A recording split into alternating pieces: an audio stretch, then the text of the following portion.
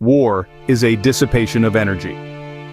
Tuesday evening's telemeeting began by discussing the evolution of current war scenarios. States, even important ones such as the USA and the Russian Federation, are struggling to keep up with the production of munitions needed for the ongoing conflict in Ukraine.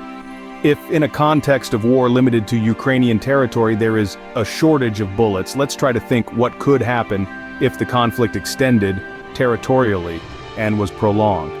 New weapons are being tested, but for now these have not taken the place of the old ones. We are approaching red lines, beyond which there will be a leap in the conflict. What will happen in the event of collapse of the Ukrainian front? To what extent will NATO accept an advance by the Russian army?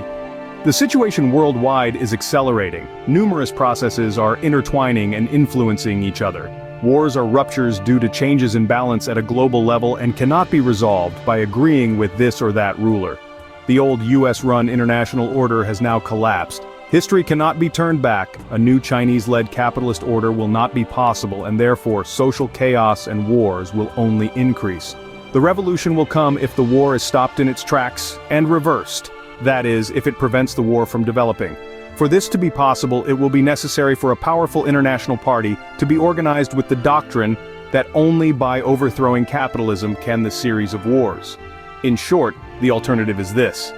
Either the war passes or the revolution passes, writes Bordiga. The bourgeois newspapers attribute the causes of wars to the will of great men, personalizing historical processes. We have always stated that capitalism is a system that loses energy, and this leads it towards a phase transition. The phenomenon of war is a consequence of this, an automatism that is triggered at a certain point. Regardless the immediate situation and the underlying political motivations, this world is increasingly spiraling out of control, with the catastrophe manifesting itself in economic, military, environmental, and health fields. If the system continues its current course, it will not be able to do so for much longer. Thus, a historical trajectory can be outlined. War is a self-sustaining process that pushes itself to the extreme. If this dynamic is not interrupted, if an anti-formist organism does not intervene, humanity risks spiraling into a conflict, which with the use of modern automatic and intelligent weapons could put its existence at risk.